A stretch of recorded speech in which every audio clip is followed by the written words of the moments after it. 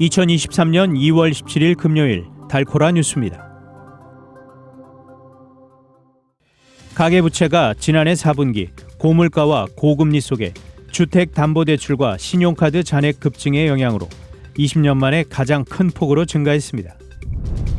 전기자동차 업체 테슬라가 어제 운전자 보조 기능인 완전 자율주행 FSD 결함으로 36만 대가 넘는 전기차를 리콜하기로 했습니다. 북텍사스의 프리스코와 맥키니가 미 전역에서 가장 안전한 두 도시로 선정됐습니다. 연방정부가 오는 5월 코로나19 공중보건 비상사태를 종료할 예정인 가운데 의료보험이 없는 사람들을 대상으로 무료 백신 제도 등을 유지할 계획입니다.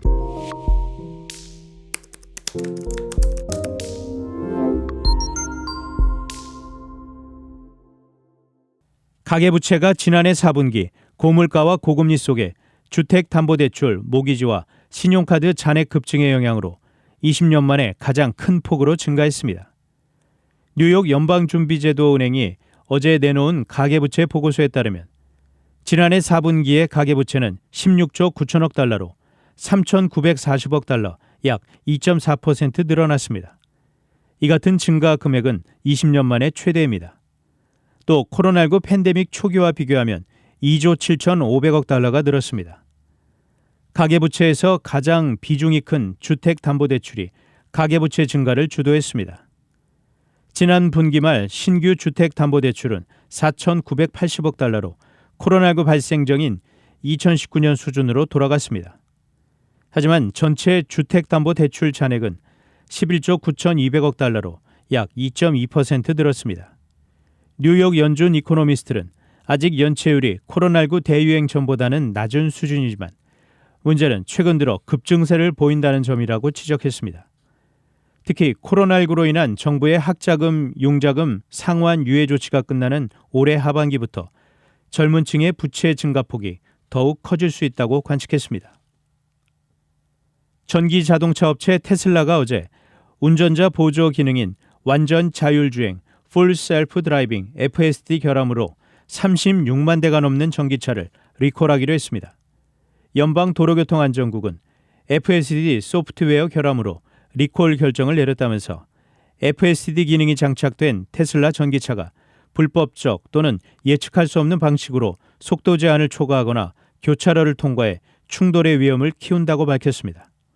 리콜 차량은 모두 36만 2,758대로 FSD 소프트웨어를 이미 탑재하거나 설치할 예정인 2016에서 2023년형 모델 S와 모델 X, 2017에서 2023년형 모델 3, 2020에서 2023년형 모델 Y가 그 대상입니다. 테슬라는 리콜 차량을 대상으로 FSD 소프트웨어 온라인 업데이트를 무료로 진행할 예정입니다. AP통신은 이번 리콜은 테슬라에 대한 당국의 대응 중 가장 심각한 조치라고 전했습니다.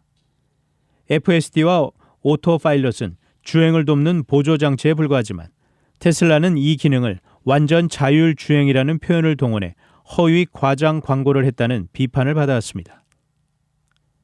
북텍사스의 프리스코와 맥키니가 미 전역에서 가장 안전한 두 도시로 선정됐습니다. 금융 테크놀로지 회사 스마트에셋은 최근 강력 범죄와 부동산 범죄, 교통사고, 마약 중독, 음주 비율을 기준으로 안전한 도시 리스트를 발표했습니다. 스마트에셋이 미 대도시 200곳의 데이터를 분석한 결과 가장 안전한 도시로 선정된 프리스코는 강력 범죄율이 4번째로 가장 낮았고 부동산 범죄율은 6번째로 낮았습니다. 또한 미 전역에서 가장 안전한 도시 2위에 오른 맥키니는 강력 범죄율이 10번째로 낮았고 부동산 범죄율은 5번째로 낮았습니다. 그 외에 플레노는 5번째로 가장 안전한 도시로 랭크됐고 포트워스와 달라스는 각각 가장 안전한 도시 52위와 130위에 올랐습니다.